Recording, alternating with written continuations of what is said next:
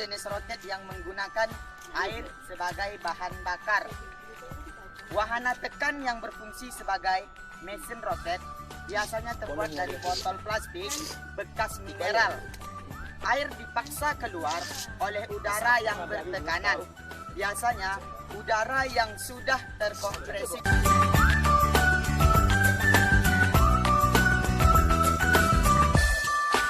Prinsip kerja populasi roket ini merupakan penerapan dari hukum 3 Newton dan kekekalan momentum.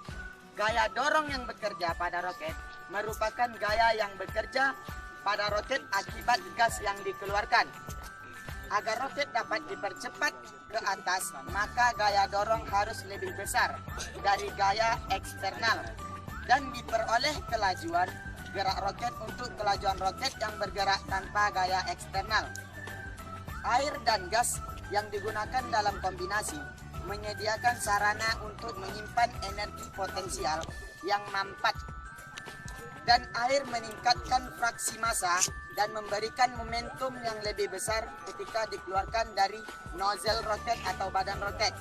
Kemudian, dan biasanya jika ingin roket terbang lebih tinggi, biasanya air dicampurkan dengan bahan-bahan adiktif seperti garam dan air sabun.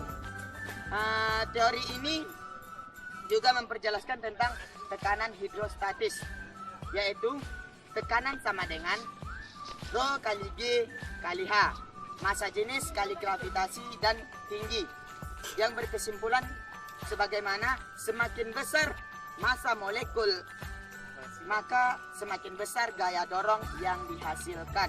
Dan ada juga teori yang lain, yaitu hukum Pascal, yang berbunyi semakin kecil luas penampang yang di ujung ini, maka semakin besar gaya dorong yang dihasilkan.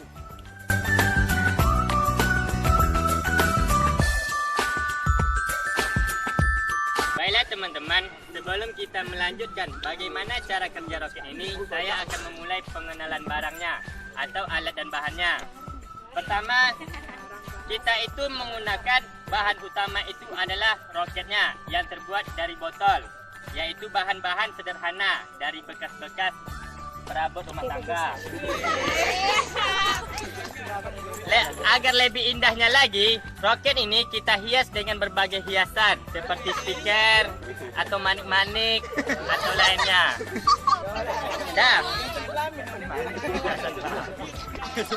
untuk bahan tambahan lainnya, kita juga menggunakan penyangga, di mana penyangga ini diusahakan membentuk sudut 45 derajat ke samping supaya jaraknya itu maksimal. Dan ada juga pompa sebagai alat pembuat tekanan.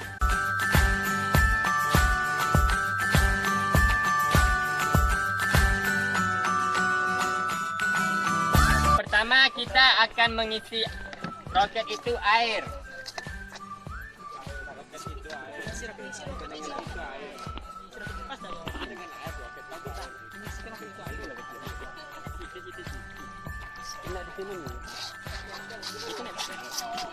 Dan jumlah pengisian air ini adalah sepertiga dari volume botol. Dan selanjutnya,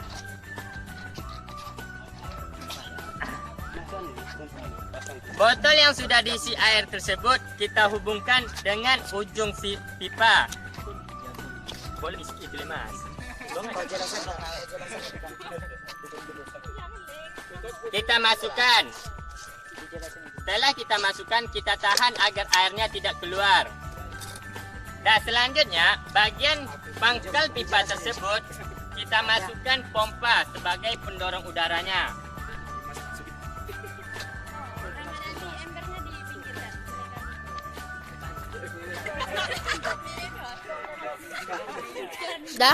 Setelah semua persiapan selesai, maka kita mulai tahap terakhir, yaitu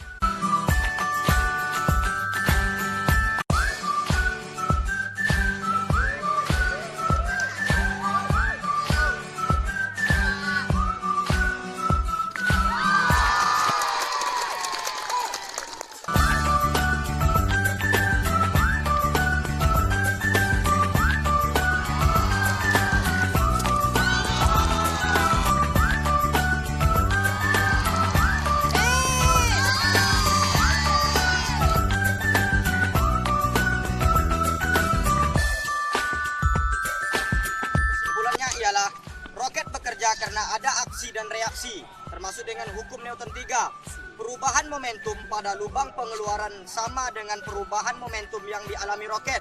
Jadi air dan udara yang keluar dari dalam botol menyebabkan botol terdorong berlawanan arah dari keluarnya air dan udara tersebut. Terima kasih. Kami akhiri dengan wabillahi taufiq wal hidayah.